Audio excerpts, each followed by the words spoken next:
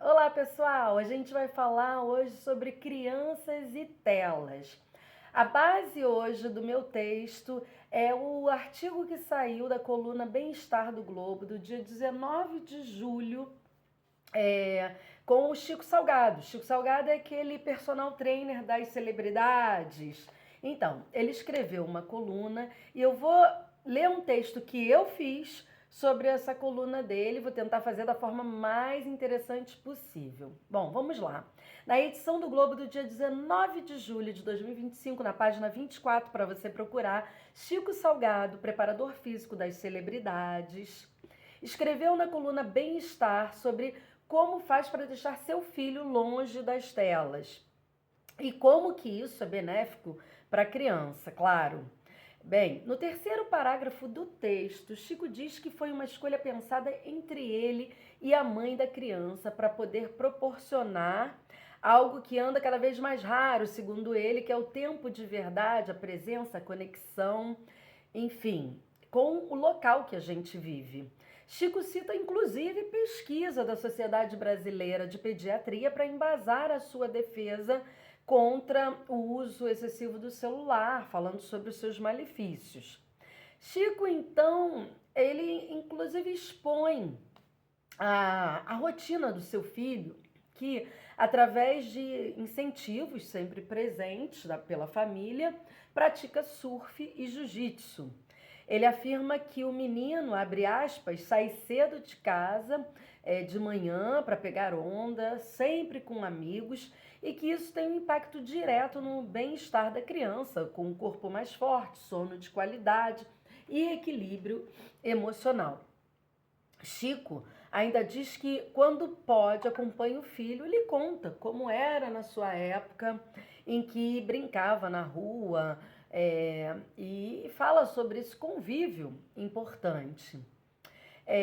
Chico fala sobre os males do sedentarismo infantil. E o texto do Chico não dá para dizer que tem algum erro em termos dos malefícios do celular. Todos nós sabemos como que faz mal para a criança o celular. Tudo seria lindo e perfeito se não fosse uma pedra no caminho, que é a chamada vida real. Não que a vida de Chico e de seu filho não seja real, mas para a maioria da população brasileira é irreal. É importante que a gente pense que a maioria do povo brasileiro, né, e também a maioria das pessoas que moram no Rio de Janeiro não vive à beira-mar. A maioria das pessoas que moram no Rio de Janeiro estão na Zona Norte, no subúrbio do Rio de Janeiro ou no Grande Rio, na Baixada Fluminense, por exemplo. E aí? Tem contato direto com a praia? Tem contato direto com a natureza? Tem contato com florestas? Ou pensando mais básico, tem contato com praças, com quadras poliesportivas? Tem contato com o quê? E é disso que eu quero falar.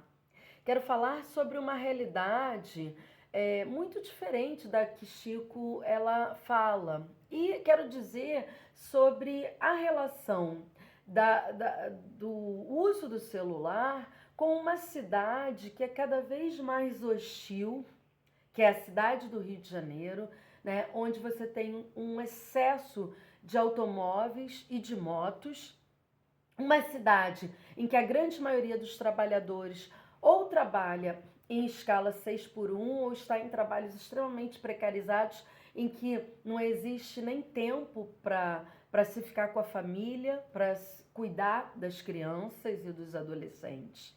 É uma cidade em que o medo prevalece muito mais do que a confiança. Então, o primeiro elemento que tem relação direta com o uso do celular pelas crianças e que a grande mídia precisa falar disso é a insegurança.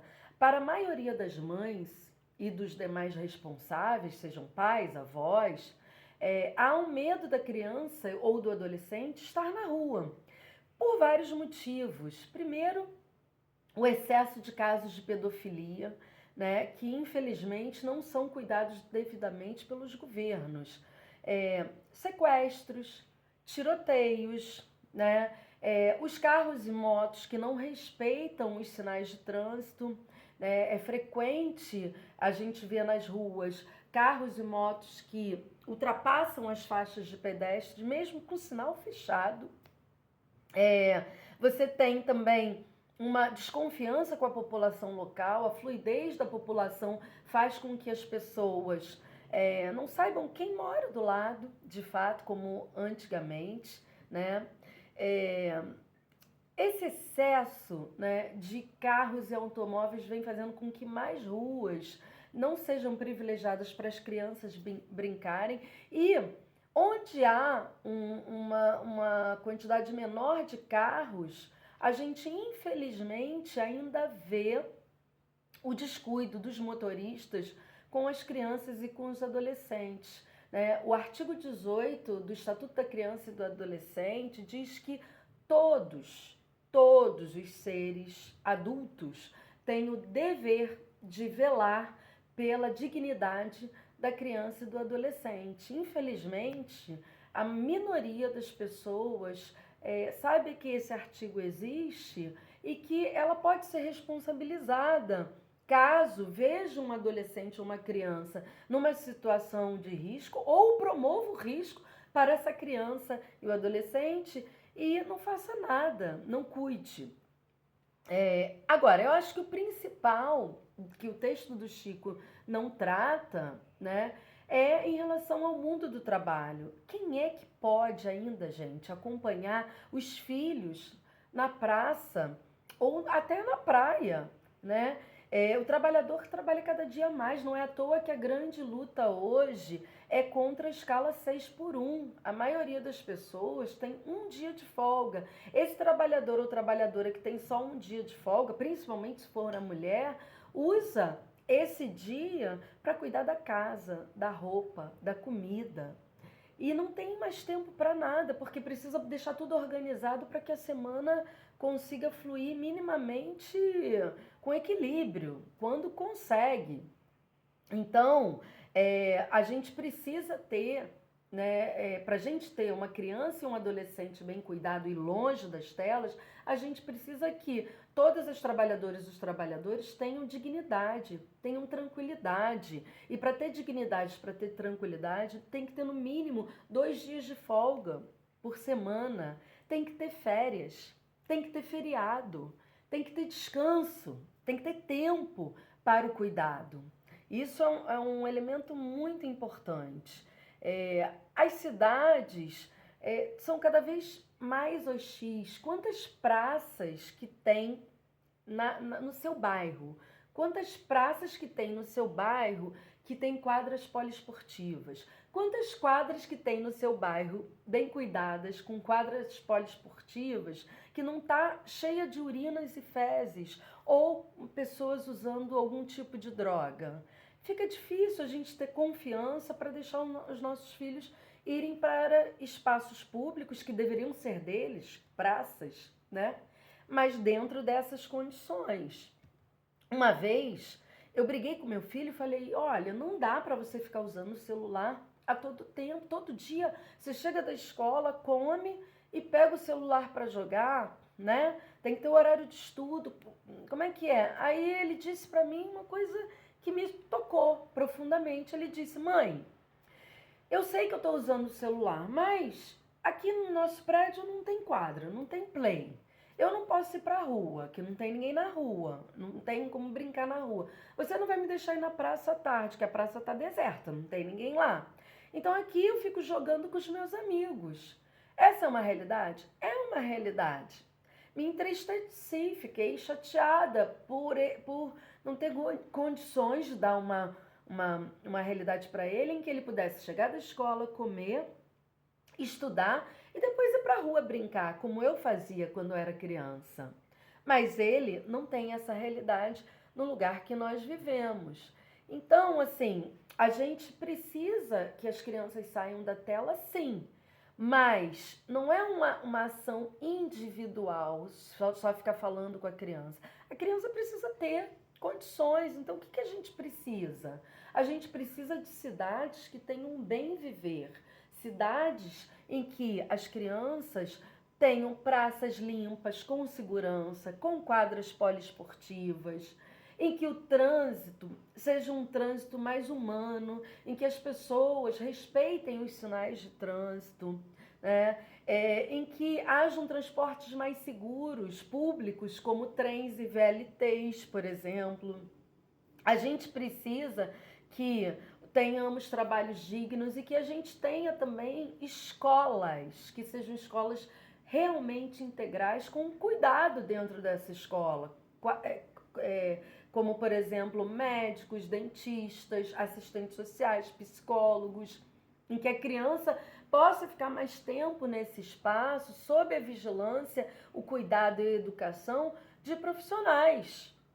Então, a gente precisa, de fato, parar de culpar o indivíduo por tudo, como se nós, trabalhadoras e trabalhadores, tivéssemos que dar conta de tudo, inclusive de garantir que o nosso filho não esteja em tela.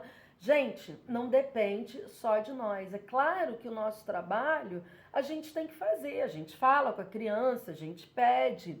Agora, essa criança e esse adolescente, ele precisa de ter condições. É a mesma coisa a proibição do celular na escola. É correto? É. Mas eu que vivo em escola e rodo muitas escolas, vou dar um exemplo. A escola que eu trabalho não tem nada na hora do intervalo. Então, o que esse estudante faz? Ele não tem jogos, ele não tem um espaço que ele possa jogar uma bola, fazer qualquer coisa, outra, né? Que não seja ficar sentado, conversando. E ali ele acaba pegando o celular. Muito diferente de uma outra escola que eu fui visitar, em que eu cheguei na escola, não tinha uma criança com celular, mas a escola tinha 2 quadras livres para as crianças jogarem, com bolas. Tinha aquela pequena quadra, como é que chama aquilo? De que se joga um futebol de mesa. Tinha totó, tinha ping-pong, tinha jogos de tabuleiros, para que as crianças pudessem ali interagir entre elas. Tinha pátio para correr. Então, é muito mais do que uma vontade individual. É necessário que o institucional entre. A instituição, o governo do estado, as prefeituras, né, as escolas tenham verba, tenham incentivo para promover espaços de bem-estar, do bem viver. E as cidades sejam pensadas para que crianças, adolescentes e até idosos, claro, pudessem estar, andar, circular com segurança e tranquilidade.